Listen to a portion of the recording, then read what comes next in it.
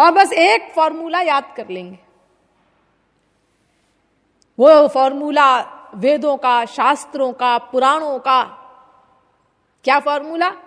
भगवान का वाक्य है वो, ये यथा माम प्रपद्यन्ते तांस्तथैव भजाम्यहम्।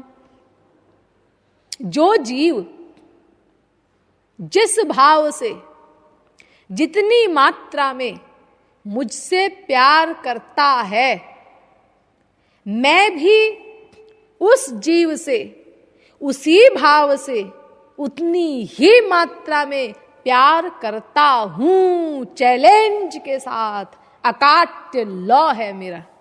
गीता 4 अध्याय का 11वां श्लोक है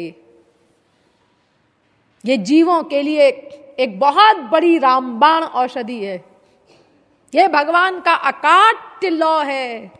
जो मुझसे जिस भाव से, जितनी मात्रा में प्यार करेगा, मैं भी उस जीव से उसी भाव से उतनी ही मात्रा में प्यार करता हूं, कर रहा हूं, चैलेंज के साथ।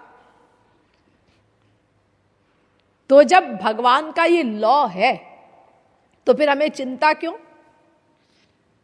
अब हमें जितना प्यार चाहिए भगवान से, हम उतना प्यार कर ले। सीधी सीधी बात है। तुम्हें कितना प्यार चाहिए भगवान से? जी हम तो चाहते हैं भगवान हमको बहुत प्यार करें, खूब प्यार चाहिए हमको उनसे, तो तुम भी खूब प्यार करो उनसे।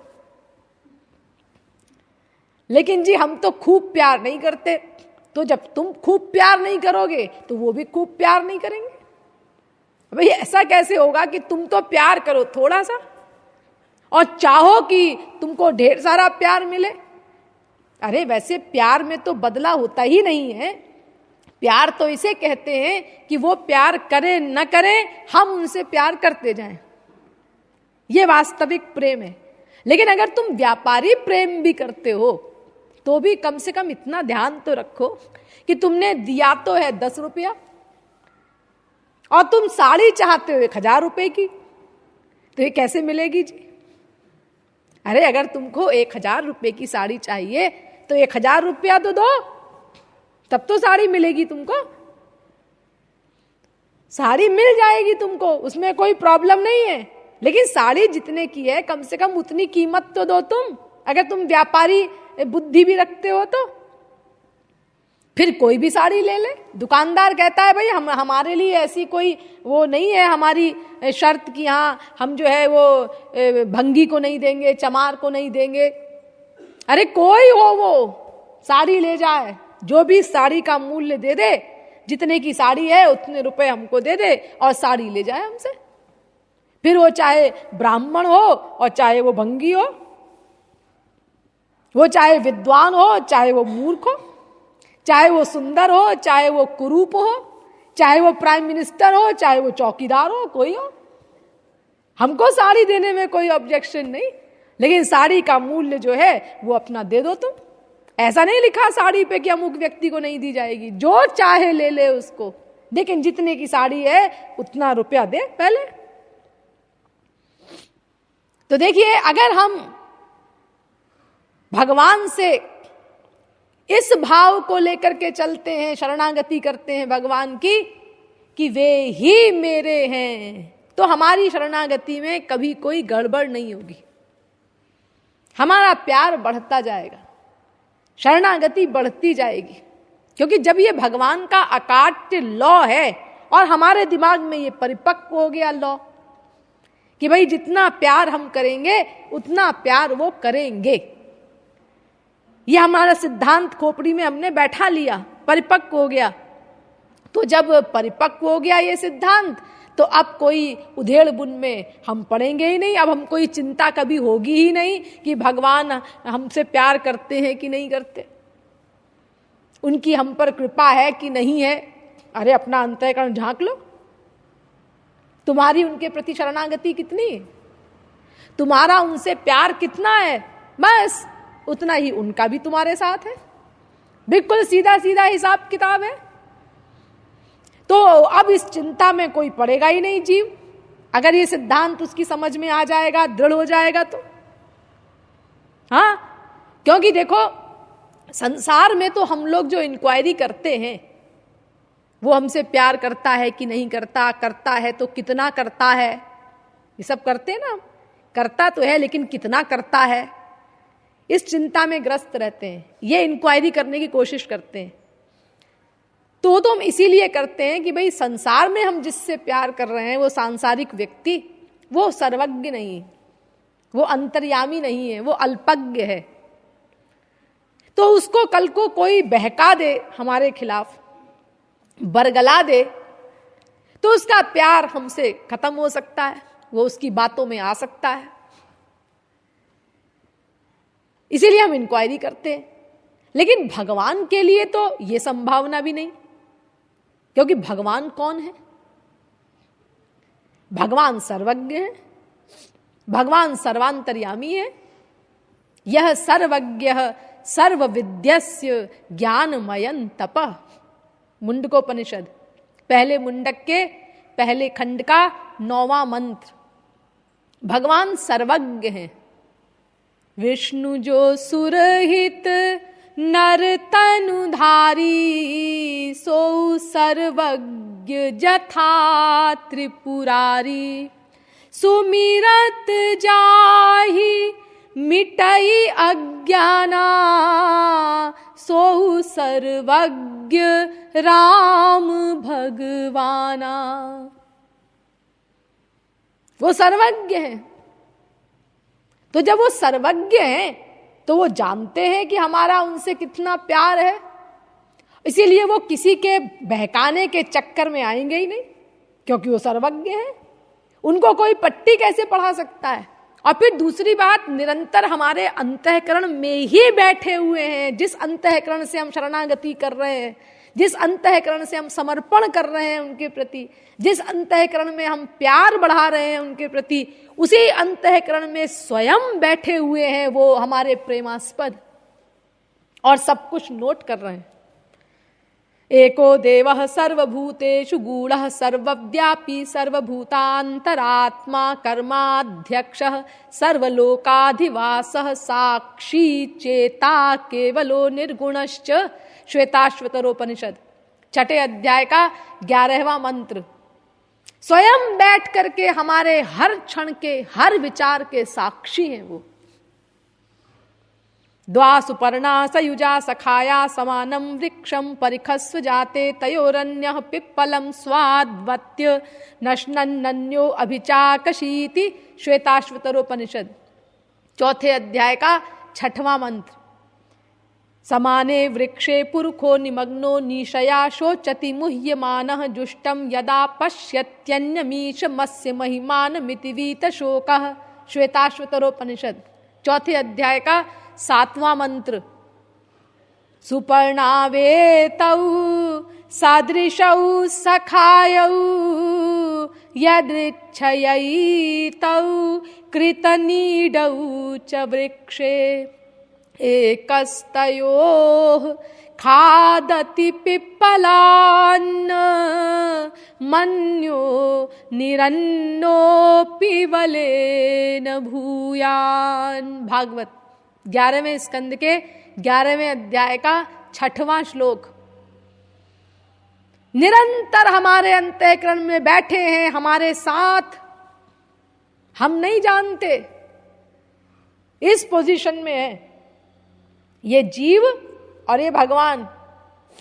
ये जीव ने पीठ कर रखी है और भगवान निरंतर इस जीव को देख रहे हैं, हर क्षण के उसके हर कर्म को नोट कर रहे हैं। फिजिकल कर्म को नहीं, मैं आपको बता चुकी हूं कि भगवान के यहां केवल मन के वर्क को नोट किया जाता है। भावग्राह्य मनीडाख्यम भावा भाव करम शिवम। श्वेताश्वतरोपनिषद 5वें अध्याय का 14वां मंत्र। भीतर की चीज को भगवान नोट करते हैं। तो निरंतर ये भगवान इस जीवात्मा के साथ अंतःकरण में बैठे हुए उसके प्रत्येक क्षण के प्रत्येक संकल्प को नोट करते हैं। स्वयं भरा पड़ा है हमारे यहां ग्रंथों में ये वाक्य। सर्वस्य चाहम हृदि सन्निविष्टो मत्तः स्मृतिर्ज्ञानमपोहनञ्च वेदैश्च सर्वैरहमेव वेद्यो वेदान्तकृद्वेद विदेव चाहम। गीता 15वें अध्याय का 15वां श्लोक। अहमात्मा गुडाकेश सर्वभूताशय स्थितः। गीता 10वें अध्याय का 20वां श्लोक। ईश्वरः सर्वभूता हृद्देशेर्जुन तिष्ठति। गीता 18वें अध्याय का 61वां श्लोक। अरे भरा पड़ा है हमारे ग्रंथों में कि भगवान हमारे अंतःकरण में निरंतर बैठे हुए हमारे प्रत्येक क्षण के प्रत्येक संकल्प को नोट करते हैं। तो फिर भगवान के बारे में ऐसी संभावना क्यों किसी को होगी? अगर कोई तत्वज्ञ है, इस सिद्धांत को उसने सुन लिया है, समझ लिया है, जानता है, तो वो क्यों शंका करेगा उस सर्वद्रष्टा, सर्वनियंता, सर्वसाक्षी, सर्वसुहृत, सर्वेश्वर, सर्वशक्तिमान भगवान के प्रति कि वो हमसे प्यार करते हैं कि नहीं करते? कहीं ऐसा तो नहीं है किसी ने उनको हमारे खिलाफ बहका दिया हो, उनके कान भर दिए हो, उनको बरगला दिया हो, तो उनका प्यार हमसे खत्म हो गया हो? ये जैसी इंक्वायरी हम लोग संसार वालों के प्रति करते हैं, तो ऐसी इंक्वायरी भगवान के प्रति हम करें तो ये तो घोर मूर्खता है, क्योंकि भगवान तो सर्वज्ञ है और सर्वांतर्यामी है और हमारे अंतःकरण में स्वयं बैठ करके हमारे हर क्षण के हर विचार को नोट कर रहे हैं। इसीलिए कोई पावर न भगवान को बरगला सकती है, न बहका सकती है, न कान भर सकती है। इसीलिए हमको इस चिंता में पड़ना ही नहीं चाहिए कि भगवान हमसे प्यार करते हैं कि नहीं करते, करते हैं तो कितना करते हैं। ये सब चिंता में हमको नहीं पड़ना चाहिए और अपने प्यार को, अपनी शरणागति को हमको बढ़ाते जाना चाहिए। अतएव वे ही मेरे हैं, इस भाव को हमको परिपक्व करना है। मैं उनका हूं ये रखना चाहो तो ये भी रख लो साथ में। अगर दोनों लेकर के आपका चलने का मन हो कि भाई हम तो ये दोनों भाव रखेंगे कि मैं उनका हूं और वे मेरे हैं, तो ठीक है, दोनों रख लो। लेकिन पहली बात तो ही लगाओ इसमें, वे ही मेरे हैं, उनका ही मैं हूं। और ये जो ही लगाओ तुम, तो ये संभल करके लगाना। ही क्या मतलब? मतलब देखो, वे ही मेरे हैं, ये ही लगा दिया हमने। हाँ, अब ये ठीक जगह पे लग गया। वे ही मेरे हैं और उनका ही मैं हूं। हाँ बिल्कुल ठीक है, सही जगह पे लग गया। लेकिन उनका मैं ही हूं, अब ही गलत जगह लग गया। यानी ही तो लगा है इसमें, शब्द तो वही है, लेकिन ही की जो जगह चेंज हो गई, उससे सिद्धांत गड़बड़ हो गया। उनका ही मैं हूं, बिल्कुल ठीक। उनका मैं ही हूं, गलत हो गया ही। अरे भाई, उनका मैं ही हूं ऐसा कैसे? उनके तो अनंत जीव हैं, बाकी जीव फिर कहां जाएंगे बेचारे? अरे अनंत जीव हैं भगवान के, तो सभी से प्यार करना है उनको। और आप इस चिंता में मत पड़िए कि अरे अनंत जीव हैं, भगवान सबसे प्यार करेंगे, फिर तो उनका प्यार बट जाएगा सब में। इस चिंता में न पड़िए, क्योंकि देखो भगवान तो अनंत शक्ति संपन्न है। एक संसारी माँ भी, उसके 4-6 बच्चे होते हैं, तो उन सबसे इकट्ठा प्यार कर लेती है वो। कोई बच्चा ये शिकायत नहीं करता कि मम्मी एक बात बता, क्या हम 4 भाई हैं, 3 बहन हैं, हाँ तो तू किससे प्यार करती है?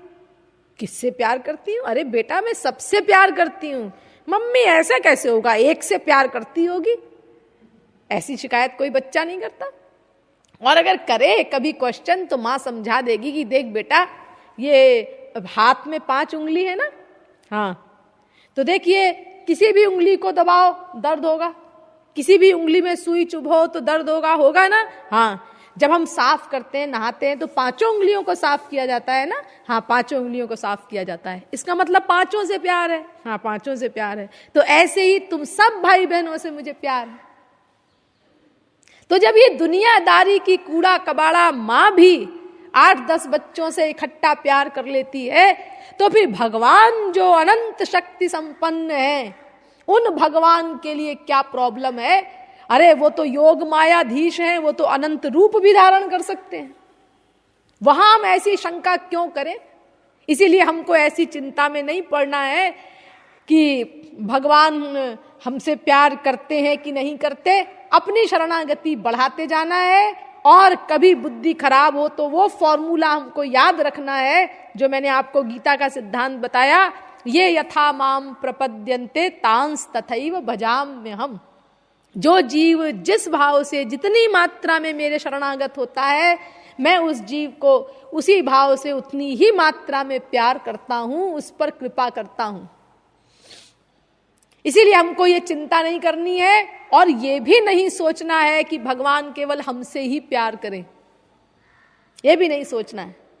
अरे महापुरुष लोग तो ये सोचते हैं कि हमसे कभी भी प्यार न करें, चाहे वो और जीवों से प्यार करें, उन पर कृपा करें, इन जीवों का उद्धार हो। हमसे चाहे कभी भी प्यार न करें, क्योंकि क्या है हमारे अंदर जो भगवान हमसे प्यार करें? क्या कमाल है हमारे अंदर जो भगवान हमसे प्यार करें? अरे अगर भगवान ने ये कानून न बनाया होता कि तुम जितना प्यार करोगे उतना हम भी तुमको करेंगे, ये अगर कानून उन्होंने न बनाया होता, तो क्या ये बात हमारी कल्पना में भी कभी आती कि भगवान हम कूड़ा कबाड़ा जीवात्मा से प्यार करेंगे? क्या है हमारे अंदर भगवान के लायक? कोई चीज है हमारे पास जो भगवान के प्यार करने लायक हो? अरे देखो, ये पंच महाभूत का कितना गंदा शरीर है हम लोगों का, मलमूत्र का पिटारा, 9 छिद्र हैं, सब में से गंदगी ही गंदगी निकलती है।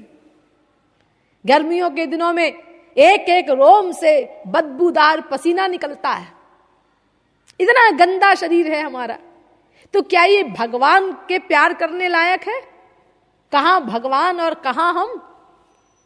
अरे हम ही लोगों को अगर कहीं ले जाया जाए, कोई फूलों की वाटिका हमको दिखा दी जाए जहां फूल ही फूल हों, खुशबू वाले, मान लो हमको मुगल गार्डन ले जाया जाए, अब वहां फूलों की सुंदर वाटिका है, सब जगह ये गुलाब के फूल हैं, ये अमुक फूल हैं, हम बड़े विभोर हो रहे हैं, और वहीं पर उसके बगल में 10 टोकरा 10 मन पाखाना रख दिया जाए, वो भी दिखाया जाए, तो हम लोग उसको देखना पसंद नहीं करते, मूड ऑफ हो जाता है। ये क्या रख दिया ये फूलों के बीच में, क्या रख दिया? अरे पंच महाभूत है और क्या है? पंच महाभूत की तुम्हारी आंख है, पंच महाभूत का तुम्हारा शरीर है, पंच महाभूत का ही ये फूल है, और पंच महाभूत का ये पाखाना है। और जब ये पंच महाभूत का पाखाना इस फूल में पड़ेगा तो ये फूल पुष्पित होगा, पल्लवित होगा।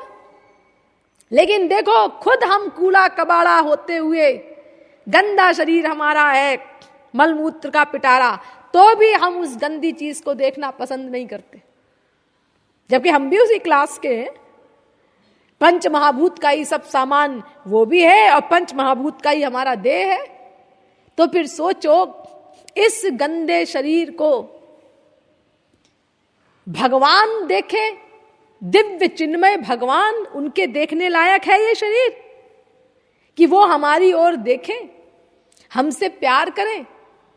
क्या है हमारे पास उनके लायक?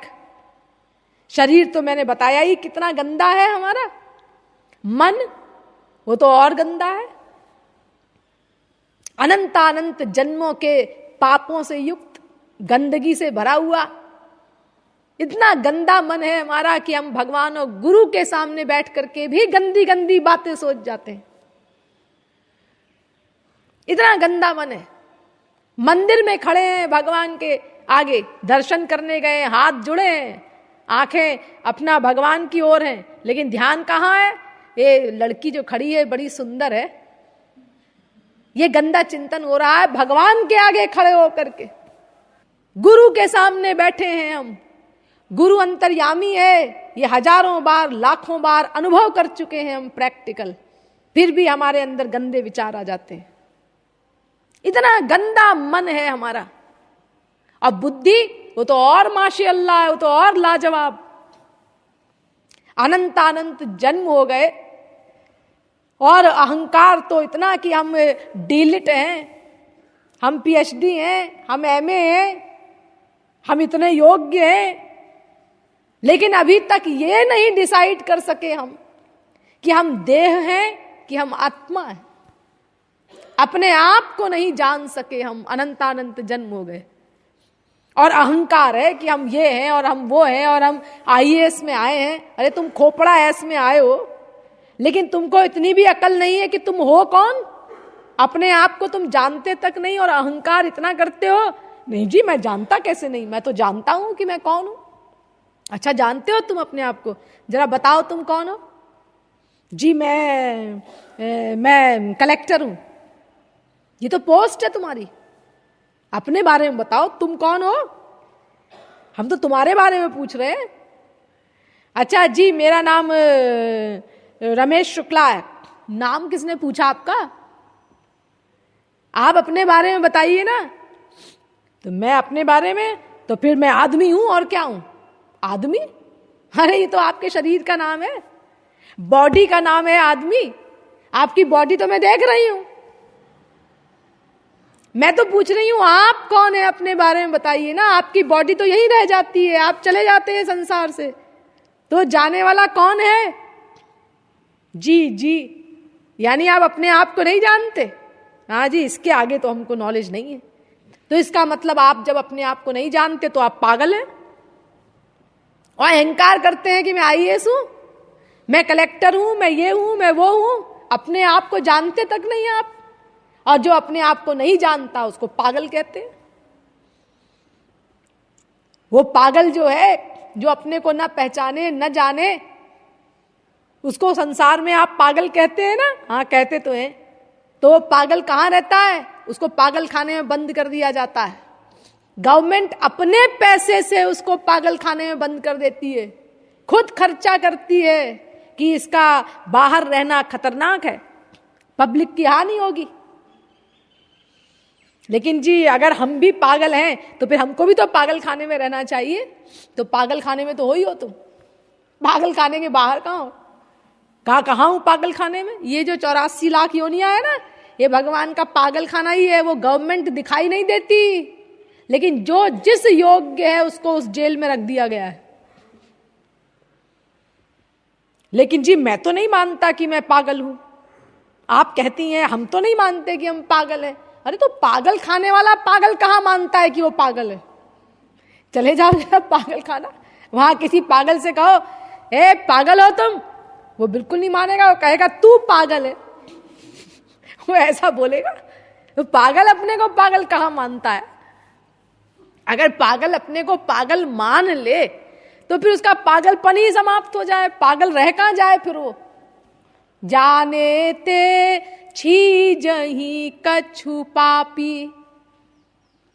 अरे अगर किसी को ये पता चल जाए कि मैं अज्ञानी हूं, ये मान ले अपने को कि मैं अज्ञानी हूं, तो फिर ज्ञान प्राप्ति की जिज्ञासा बलवती हो जाए, तो फिर ज्ञान हो जाए, उसको आत्मज्ञान हो जाए। लेकिन अभी तो फुर्सत ही नहीं है। कितने अरबपति हमारे महाराज जी से मिलते हैं। महाराज जी, हाँ वो ऐसा है कि कुछ कृपा कर दीजिए। कृपा? कैसी कृपा?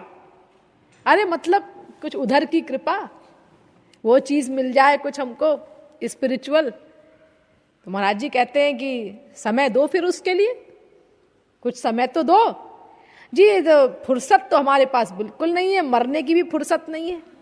वो हमारी इतनी मिल है और तमाम प्रांतों में हमारा बिजनेस फैला हुआ है, रात दिन हम उसमें व्यस्त रहते हैं, बिल्कुल फुर्सत नहीं है हमको। तो महाराज जी कहते हैं तो फिर तुमको भूख कहाँ है?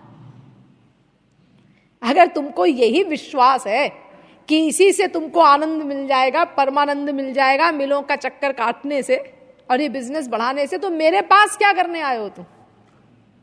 जब कभी तुमको ये विश्वास हो जाए, 100% फेथ हो जाए कि स्वर्ग सम्राट इंद्र की पदवी भी मिल गई, तो भी 0.1% भी सुख शांति का स्वप्न हल नहीं हो सकता।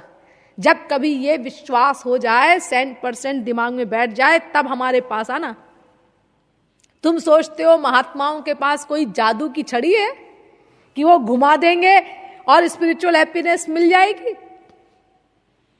अरे अगर ऐसा होता तो फिर अनादिकाल से अब तक किसी महात्मा ने ऐसा संकल्प क्यों नहीं कर लिया कि सारे जीव अनंत कोटि ब्रह्मांडों के ये स्पिरिचुअल हैप्पीनेस प्राप्त कर ले? किसी ने किया आज तक? किसी महात्मा ने ऐसा संकल्प? स्वयं भगवान आते हैं अवतार लेकर के, उन्होंने किया क्या? अरे भगवान और महापुरुष तो सत्य संकल्प होते हैं, लेकिन क्यों नहीं कर लिया उन्होंने संकल्प? अगर कर लिया होता तो फिर विश्व ही नहीं रहता, सब परमानंद प्राप्ति हो गई होती सबको, लेकिन ये विश्व बना हुआ है। इसका मतलब किसी ने ऐसा संकल्प नहीं किया अनादिकाल से अब तक। इसका मतलब ये कि वो नहीं कर सकते, एक हाथ से ताली नहीं बज सकती, हमें भी कुछ करना पड़ेगा। और यही करना पड़ेगा कि वे ही मेरे हैं, इस भाव को दृढ़तम करना पड़ेगा, तब काम बनेगा। और कुछ नहीं करना है भगवत प्राप्ति के लिए, बस केवल यही भाव परिपक्व करना है, वे ही मेरे हैं। बस इसी से सारा काम बन जाएगा। जिस दिन ये भाव हमारे हृदय में बैठ जाएगा, पक्का हो जाएगा 100%, इसके आगे ना किसी कर्म की, ना ज्ञान की, ना भक्ति की, किसी चीज की आवश्यकता नहीं, कुछ करना नहीं है। मान ले उनको तू सिर्फ अपना, सीख ले याद में बस तड़पना, वे लगा लेंगे सीने से तुझको, वे लगा लेंगे सीने से तुझको, दिल में बैठे हैं गाफिल नहीं है।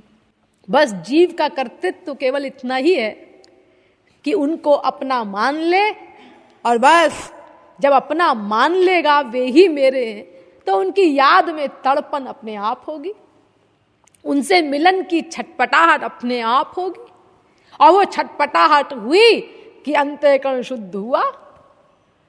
अतप्त तनुर न तदा मोष्णुते दिवम, वेद कहता है कि बिना भगवान की विरहाग्नि में जले, बिना उनके लिए तड़पन पैदा किए, छटपटाहट पैदा किए, अंतःकरण शुद्ध नहीं हो सकता। इसीलिए माया निवृत्ति नहीं हो सकती। भगवान के विरह में जल करके ही किसी को मोक्ष मिलता है।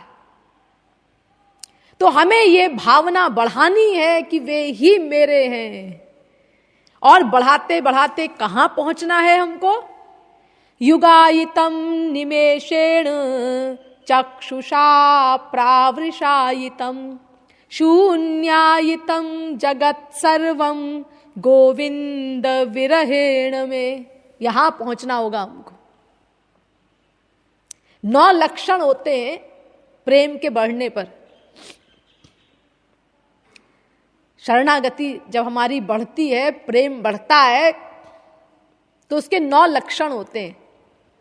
आहे सरदो, रंगे जरदो, चश्मे तर, इंतजारी बेकरारी बेसबर, कम गुफ्तनो कम खुर्दनो, ख्वाबे हराम, आशिकारा 9 निशा। यानी प्रेम बढ़ने के ये 9 लक्षण होते हैं। आहे सर्दो, ठंडी आहें, रंगे जर्दो, रंग का पीला पड़ जाना, शरीर का रंग, चेहरे का रंग पीला पड़ जाना भगवान के वियोग की आग में। चश्मे तर आंखों से आंसुओं की झड़ी लगना, इंतजारी, बेकरारी, बेसबर, ये आप जानते ही। और कम गुफ्तनो,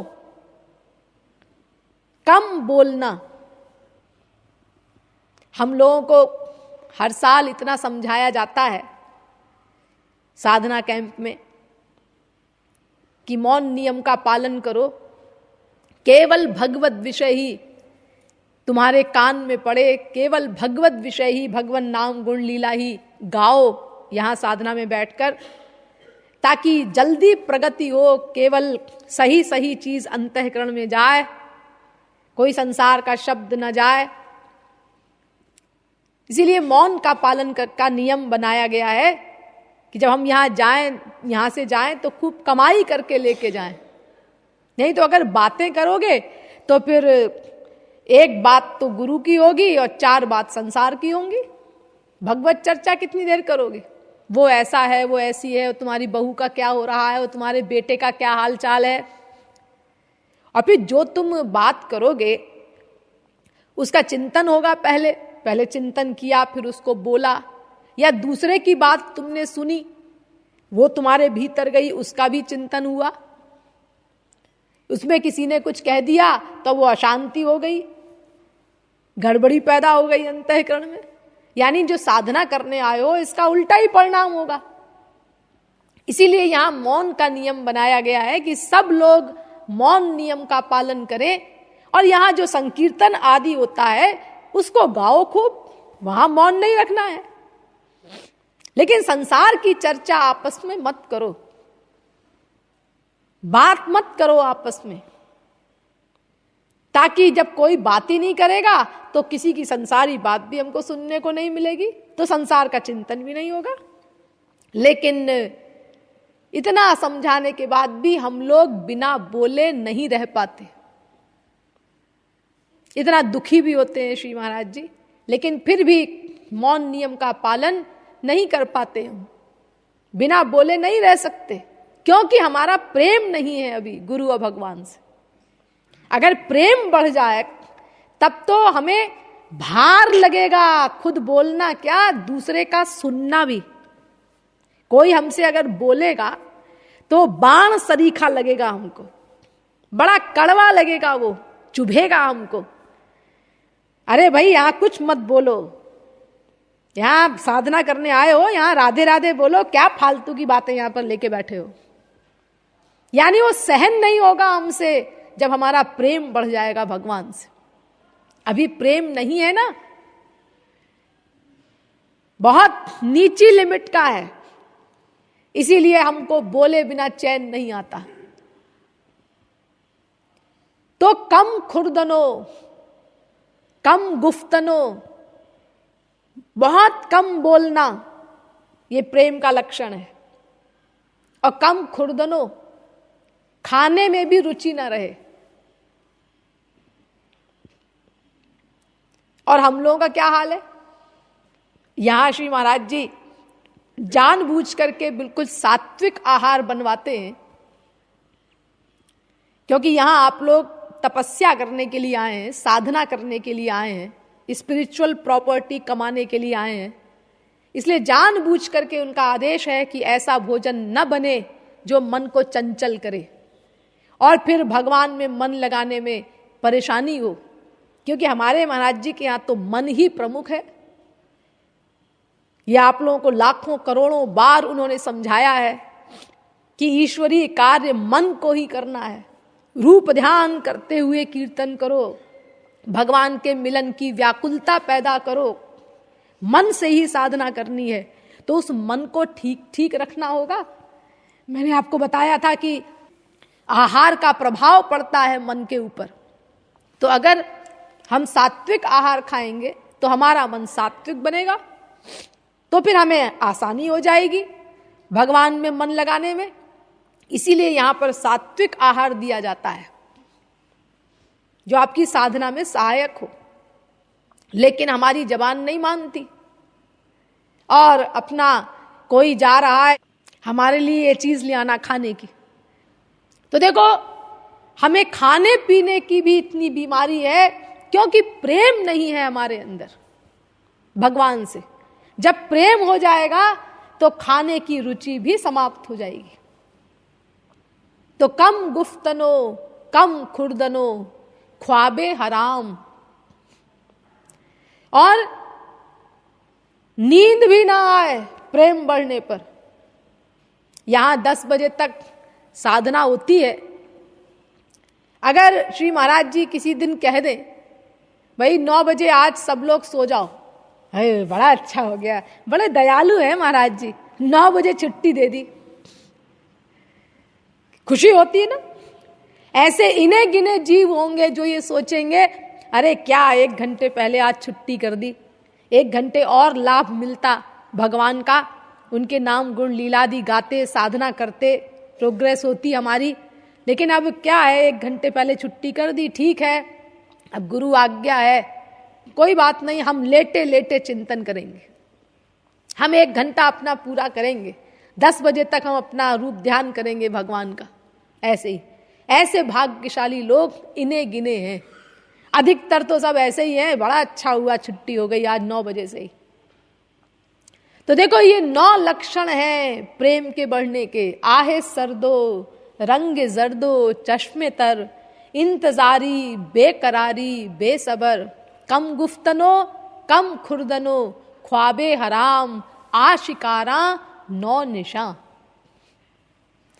तो ये प्रेम बढ़ता जाए, और जब बढ़ते बढ़ते बढ़ते बढ़ते ये अवस्था आ जाएगी हमारी, युगायितम निमेषेण चक्षुषा प्रावृषायितम, शून्यायितम जगत सर्वम गोविंद विरहेण में, यानी उनसे मिले बिना एक क्षण भी युग के समान लंबा लगे।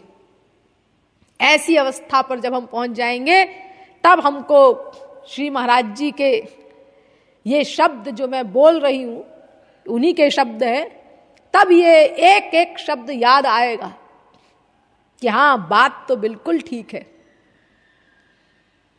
कितना आनंद है इस विरह की फीलिंग में, इस वियोग की फीलिंग में, ये तड़पने में भगवान के लिए, इसमें कितना आनंद है। ये तब याद करेंगे हम एक एक शब्द को। जो चीज आज हमें देखने में खराब लगती है, कोई आदमी रो रहा है, आप रो रहे हैं, बड़े दुखी होंगे आप, कोई मुसीबत आई होगी आपके ऊपर। अरे ये श्यामा श्याम के लिए रो रहा है भाई, भगवान के लिए रो रहा है। अरे बाबा किसी के लिए भी रोए, रोना तो रोना ही है। हाँ, ये नहीं समझ में आता हम लोगों को। अरे मूर्ख, इस रोने के लिए तो बड़े बड़े परमहंस तरसते हैं। ये ऐसा रोना है, ये संसार का रोना नहीं है। लेकिन ये बात अभी समझ में नहीं आती। जब हम उस अवस्था पर पहुंच जाएंगे तब हमको समझ में आएगा कि इस तड़पने में, इस वियोग में कितना आनंद है। ये दर्द, ये आंसू, ये तड़प, ये आहें, ये दर्द, ये आंसू, ये तड़प, ये आहें, किस मुंह से कहूं इश्क में आराम नहीं है। परमानंद। गौरांग महाप्रभु कहते हैं, संगम विरह विकल्पे वरमिह विरहो न संगमस्तस्मात्, संगे स इह तथैकस् त्रिभुवनमपि तन्मयम् विरहे।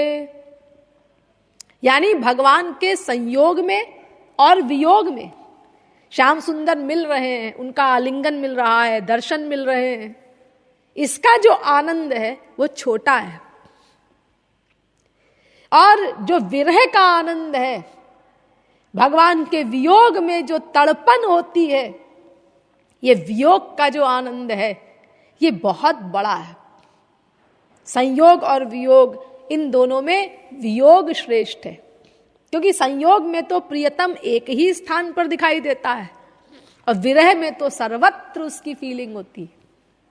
सर्वत्र दिखाई देता है। बाटन में, घाटन में, बीथिन में, बागन में, बेलिन में, वाटिका में, फूलन में, वन में, दरन में, दीवारिन में, देहरी दरीचन में, हीरन में, हारन में, भूषण में, तन में, कानन में, कुंजन में, गोपिन में, गायन में, याही ब्रज मंडल के रेणु में, कन में, जहाँ जहाँ देखो तहाँ श्याम ही दिखाई देत, मेरो श्याम छाए रहो नैनन में, मन में, जित देखूं तित श्याम मई है। सूरदास जी ने लिखा है।